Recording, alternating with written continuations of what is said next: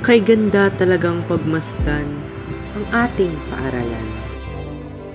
Dahil ito ay nagsilbing ating pangalawang tahanan. Dito ay nagkaroon tayo ng maraming kaibigan.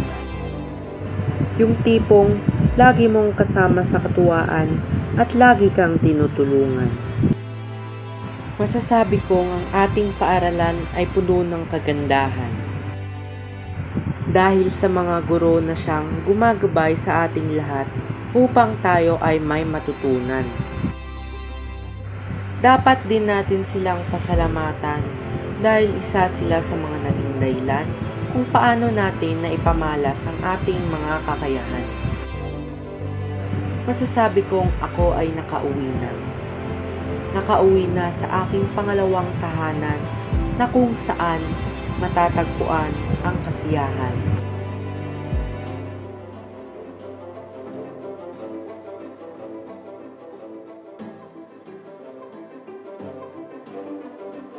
Sabay-sabay nating lahat na abutin ang ating mga pangarap.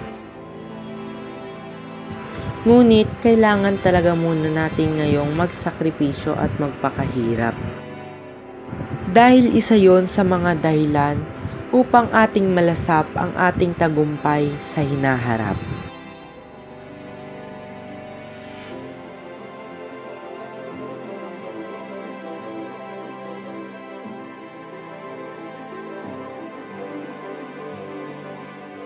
Ang paaralan ay naging bahagi ng ating paglalakbay. Dito natin unang naranasan na magtagumpay. Sa matagal na panahon, ako ay naging matamlay at ang tanging nararamdaman ko lamang ay lumbay.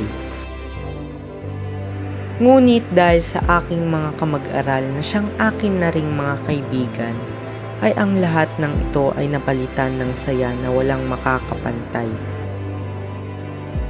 Kaya isa sa aking mga dalangin ay ang ating mga alaalay manatiling buhay. Sa bawat klase at gawain na ating sama-samang pinagdaanan, tayong lahat ay natuto ng determinasyon at pagtiyatiyaga.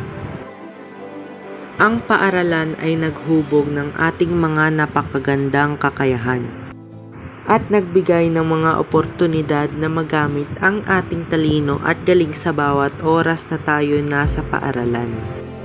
Hanggang sa ating paglaki, ang mga alaala na ito ay ating dadalhin dahil dito natin na ipamalas ang ating husay. Sa bawat hakbang sa landas ng ating buhay, ang paaralan ay nagdulot ng pagbabagong walang makakapantay.